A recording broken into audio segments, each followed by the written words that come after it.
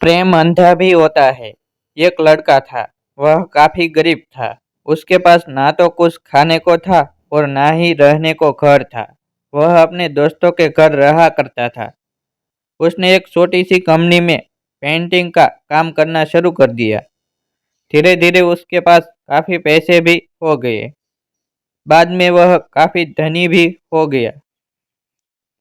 लेकिन अभी भी उसके अंदर कुछ कमी का एहसास होता था। जब वह छोटा था तभी उसके माता पिता इस दुनिया से चले गए थे। उसने कभी प्रेम को नहीं जाना था। एक दिन जब वह अपने किसी काम से बाहर गया था तो उसे एक लड़की दिखी जो कि काफी अच्छी और खूबसूरत थी। उसको देखते ही इस लड़की को उस लड़के से प्रेम हो गया। वह काफी देर तक उस लड़के को देखती रही। कुछ देर बाद वह लड़की वहां से चली गई। कुछ दिनों तक यह लड़का उस लड़की को खोजता रहा लेकिन वह लड़की न मिली। लेकिन नियति ने उस लड़के से इस लड़की को मिला दिया। वह लड़की इस लड़के के घर काम की तलाश में आई थी। लड़के ने लड़की को तुरंत घर के काम के लिए रख लिया। जब वह लड़की इस लड़के को मिलने आई थी तो उस समय इस लड़के ने कुछ शब्द भी साफ से नहीं बोल पा रहा था, जिससे लड़की को लगा कि यह लड़का गूंगा है। लड़का भी जान गया था कि यह लड़की हमें गूंगा समझती है। इसके साथ ही साथ यह लड़की समझ गई थी कि यह लड़का इस घर का नौकर है, ना कि मालिक है। अब जब भी यह लड़का उस लड़की के पास जाता तो गूंगा बन जाता है। धीरे धीरे वह लड़की इस लड़के पर काफी रहम खाने लगी। अब उसे इस लड़के के लाचारी पर प्यार होने लगा। लेकिन फिर वह लड़की एक बात से डर कर पीछे हट जाती थी।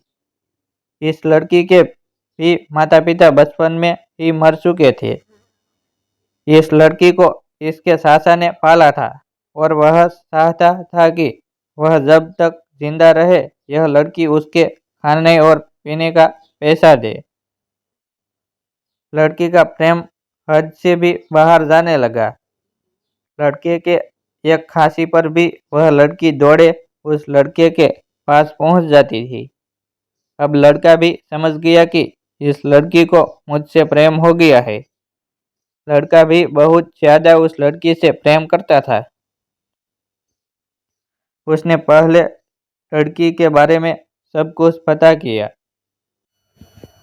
जब उसे सब पता चल गया तो वह बहुत रोने लगा क्योंकि उसने गूंगे होने का झूठ बोला था।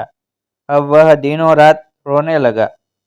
लड़की अपने सैलरी में से लड़के की इलाज करवाने को कहती थी। एक दिन सुबह ही उस लड़की को पता चला कि वह लड़का हॉस्पिटल में भर्ती है। वह दौड़ते हुए जब हॉस्पिटल में पहुंची तो उसने देखा कि लड़का बेड पर बेहोश पड़ा है। उसके आसपास काफी मशीन लगी हुई थी। जब लड़की डॉक्टर के पास पहुंची तो वहां पर डॉक्टर ने उसे बताया कि लड़का अब बोल नहीं सकता है। उसने अपनी जीभ को कटाने की कोशिश की है। इसके साथ ही उस डॉक्टर ने उस लड़की को एक पत्र दिया। उस पत्र में लिखा था, मैं एक काफी धनी लड़का हूँ। जिस घर में तुम काम करती हो उस घर की मालिक मैं ही हूँ। लेकिन इसके साथ ही मैंने तुमसे एक बहुत बड़ा झूठ बोला है कि मैं एक गूंगा हूँ। अब इस झूठ का प्रायश्चित करने के लिए मैं ऐसा काम करने जा रहा हूँ। इसके साथ ही तुम मेरे घर से मेरे मैनेजर से पैसों को लेकर अपने चाचा को दे देना और एक नई जिंदगी की शुरुआत करना। अगर हो सके तो मुझे माफ कर देना।